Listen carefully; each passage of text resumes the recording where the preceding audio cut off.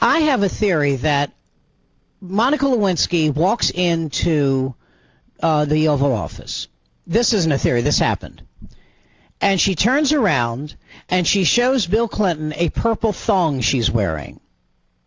Now, if Bill Clinton calls Leon Panetta, who is his chief of staff, into that office and said, "Who's this?" and Panetta says, "This is Monica Lewinsky, she's an intern," and Clinton says, "Fire her," we don't have a conversation right now. Would you say that's true? Well, first of all, we have to get the facts right. It didn't happen in the Oval Office. It was during a government shutdown, and Bill Clinton had wandered down the hall to where time on his hands is what you're saying. Pardon me? He had time on his hands, in other words. Exactly. He was shuffling around. But, let's put it this way. As Monica's mother said to me, and this is accurate, I mean, this is not the first young woman to make a mistake with a married man, okay? So, this has happened since the beginning of time. And, if you read the grand jury transcripts, I mean, Bill Clinton really, had a soft spot for Monica. She's a bubbly, sparkly person, very smart, very interesting.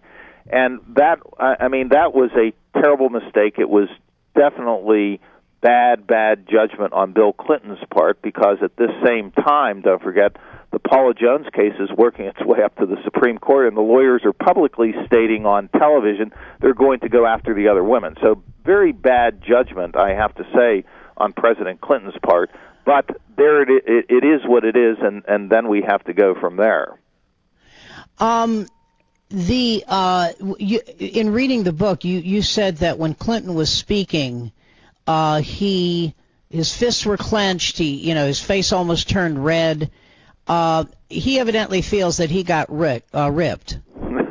He was not a great fan of Ken Starr, I have to tell you. And when we would talk, he was visibly distressed in talking about this, because he did feel that pretty much this was a political setup from the start. I mean, and there are elements of that. I mean, there's no question that there were forces arrayed that would like to see Bill Clinton knocked out of office from the start. And we saw this with people saying that he was involved in Vince Foster's death, which was just crazy, and no evidence of that whatsoever. Whitewater comes back to life, and it connects to Paula Jones, and all of these, as one person said, dots connect that don't really connect. So I can understand why he would see it that way. And also, he goes into the Paula Jones deposition, and he's asked questions about Monica. Does that relate to the Paula Jones case? No, not really, but it is designed to put him in a very uncomfortable position. So I understand all that. Nonetheless, he is a lawyer. He knows that you don't lie under oath. So it's a very complicated scenario. Listen, we're going to take a quick break and come back if it's okay. Ken Gormley is our guest. And the name of the book is The Death of American Virtue. I read a review of the book, and it was funny because I thought the same thing. As soon as I saw Death of American Virtue, I said, Bill Bennett's at it again. But well, I haven't read Bill's book, but no offense to him. Well, it's not his book. I teased him about this. I said, you're a compiler, but he got ticked off. Anyway, I always felt that the people around Clinton, while perhaps well-intentioned, didn't serve him well. And I'll give you one example, and that would be James Carville, who referred to Paula Jones as trailer trash. Right.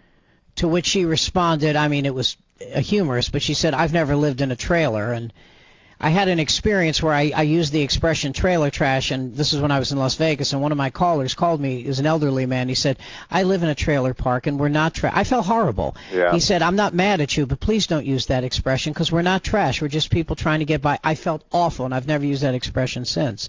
But he called her trailer trash. He made remarks about other people, and I always felt this lit a flame that didn't need to be lit. Did this in any way impact on the case? You mean the whole trailer trash thing? No, just the circling of the wagons. Oh, yeah. Well, I think it did, Sam, and that's part of the tragedy of this whole story. I think it was partly the aggressiveness on both sides, and I do think that the White House, because they were taking a really take no prisoners approach and fighting back really aggressively on a lot of these fronts because they didn't trust the other team, ended up angering the other side and making them think that they had something to hide. Certainly that was true with Ken Starr's people. I mean, they grew to the point they distrusted Bill and Hillary Clinton so thoroughly by the time the Monica Lewinsky thing comes along, they couldn't resist jumping on it, even though it really wasn't under their charter. And some of that had to do with this constant, when Ken Starr was going to leave for Pepperdine, some of Clinton's people were kind of belittling him. The missing Rose law firm documents pop up in the White House, and everyone says they don't know how they got there. So it did not help. I agree with you completely. It did not help to have that kind of a sense of fighting to the death all the time, because the Starr prosecutors ended up losing their composure as well. I also think that, and I think this was proven in your book, I also think that people who live in small states, Arkansas, for example, they tend to get sloppy. No one's really paying attention.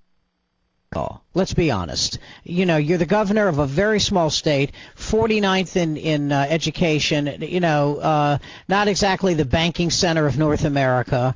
And I think people get sloppy. They do things because no one's checking. And now you're president of the United States, and suddenly there's a laser-style microscope on you. Yeah, well, there's no question about that, and that also goes back, one of the things I remember a moment in my interviews where President Clinton really did get angry at Ken Starr, as I reported that some of his prosecutors had told me, and Ken himself had said a number of times, maybe we didn't in the end end up convicting President Clinton, but we cleaned up a state, namely Arkansas, and boy, that really got him fired up, and he said, that's just completely wrong that they would think that their job is to clean up a state. And he's right about this, that you could go into, what you say about Arkansas is true about many states in the United States. Oh, it's true. It's true of about over half the states. Yeah, you could go in, if you appointed a special prosecutor and unleash him and say, okay, go into this state and see what corruption you can find, and you have an unlimited budget, you're going to find something.